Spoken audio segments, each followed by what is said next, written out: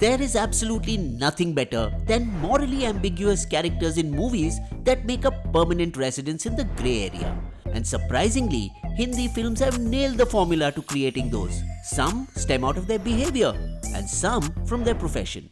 Mafia films constitute one such genre that tests your empathy more than most films. Cause how is one supposed to root for power-hungry, borderline psychopath murderers whose bread is illegal and so is their butter? But mafia films that feature the gangsters at the forefront will often have them be averse to one thing: peddling drugs. Their goal is to be powerful, not to pollute the country. An emphasis on it is necessary. In today's video, we will look at 3 different scenes from 3 different movies where the gangster refuses to join hands with drug dealers even at the cost of their business expansion. Let's dive in.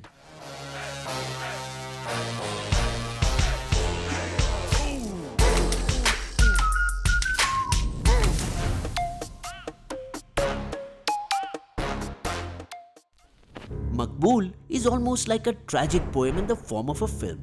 For anybody who loves Shakespeare, this adaptation by Vishal Bharadwaj is one that stays back with you for good.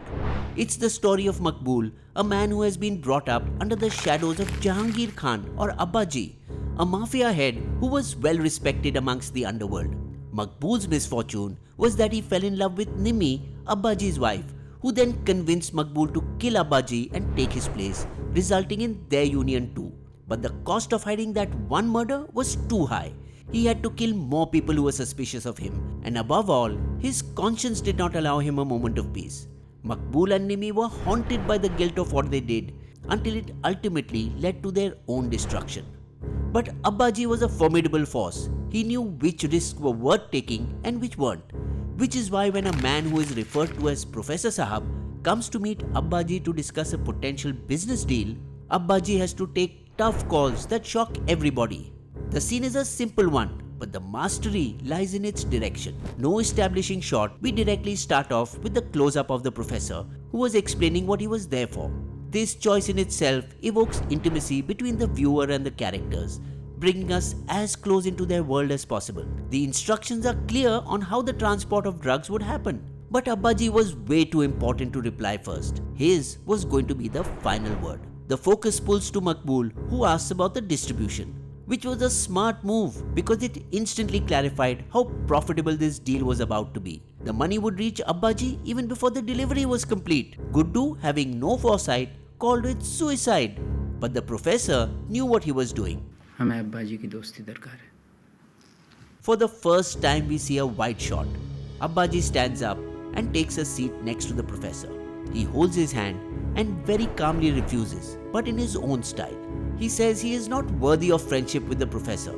As the camera zooms in, Abbaji starts telling him how out of scope this job was for them, which was obviously untrue, but the man knew what cards to play when. The professor did not give up. He tried reasoning with Abbaji to tell him how much this could help spread their business worldwide. But Abbaji's last statement made things abundantly clear. Mumbaई हमारी महबूबा है मियां. As we go back to a tight shot, the focus comes back to Abbaji and his dominance. Look at how the last shot is framed. The sheer curtains keep the professor in focus, who was evidently offended. His storming off only proves that he never expected Abbaji to turn him down. But there was a reason Jahangir Khan had managed to build an empire. But one can't help wonder, was that really the right decision? Kaka voices this concern on the audience's behalf. Abbaji gives us one last piece of advice before walking out, leaving Maqbool to reel in his words. Nevertheless, it seems like our Bollywood gangsters have a knack of delivering dialogues that makes one stop and contemplate. Our next scene is one that thrives on exactly that.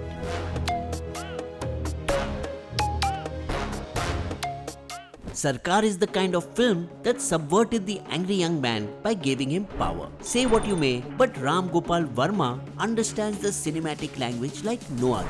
The story features Subhash Nagre, aka Sarkar, the local Robin Hood who helps the public get justice one way or another. When Rashid, a Dubai-based don, meets Subhash for an unusual request which is then denied, Rashid vows to finish Subhash's reign over the city once and for all. This scene is not just what kicks off the story, but is quite possibly the most powerful one in the film too.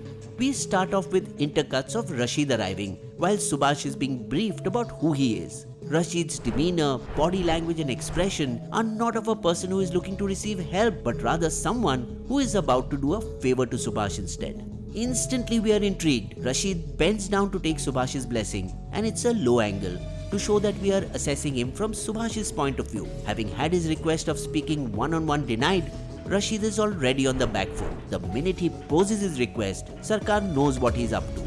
Rashid wanted Sarkar's permission to allow a shipment of drugs to be transported from an area that was being controlled by him, for which he was willing to offer a hefty amount of money to. Look at the shift in his expressions as he watches Rashid shamelessly go on. Once he was done, it was Sarkar's turn to make his own position clear. The framing is also intentional. Sarkar sits between black and white and the camera slowly zooms into him, affirming that he treads the line between good and bad. The smile with which he ends his dialogue is chilling and does not waver until the very end. But Rashid was yet to insult him in an unfixable way. 30 lakh? बिकाऊ समझ रखा है क्या? Which was met with even more backlash. Clearly, denial was not what Rashid was anticipating. He was insulted but had to keep his composure. The way he wears his glasses, shuffles around, clearly shows that he was put off. But a powerful villain is never vulnerable, at least not this early on. Rashid finishes his cup of tea and gets up. Sarkar smirks at his audacity. But before Rashid left, Sarkar had to assert his dominance too. तुझे भी करने नहीं दूंगा. That music says it all. Sarkar had just made another enemy. And not that he didn't have many before. But this one move by Sarkar was about to change his reputation, family and power in a significant way. Rashid accepts the challenge and once again bends to take Sarkar's blessings. But this time, it had a whole new meaning attached. Of course, Sarkar was 2 steps ahead and asked his men to find out whatever they could about Rashid. The battle was officially on. But it's easy to refuse participation when you know what the item being transported is. The next scene exists because of pure coincidence. Or maybe not.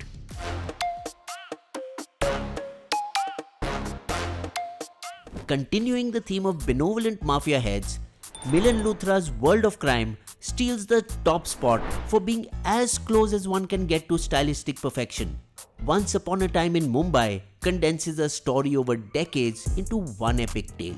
The tale is of Sultan Mirza, a man who has worked his way up the mafia world to become the leader that is not only feared but immensely adored. When Sultan takes Shoaib, a local troublemaker, under his wing as a favor to Shoaib's father, Shoaib's dreams exceed his reach. He starts looking at Sultan as not just an idol, but rather a competitor who he wanted to throw out of the way. And how would Shoaib do it? By joining hands with the man who had been freshly wounded by Sultan. Vardhan, one of Sultan's clients, asked Sultan's gang to transport a consignment of illegal goods on his behalf. Knowing that this was a tough job, Shoaib volunteers to take it up. Looking to impress Sultan, everything goes well.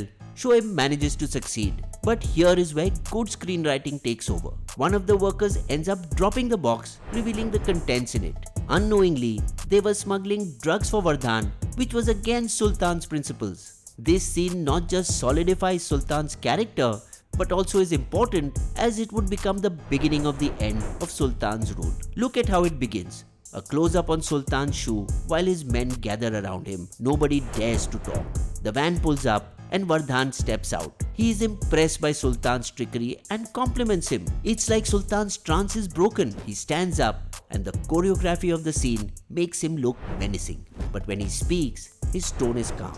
Sultan decides to bait Vardhan. He claims that it was his birthday and invites him to cut the cake. They walk towards where the drugs were kept, the two opposing figures with Shoaib in the middle. This was foreshadowing at its best. Sultan puts a cigarette in his mouth. Not an uncommon thing for him to do by any measure. But what he does next shocks everybody. After he lights his cigarette, he uses the same matchstick to light the drugs on fire. सुल्तान, ये तूने क्या किया? हैं? पागल हो गया है तू? Sultan knows the cost of what he did. But was he afraid?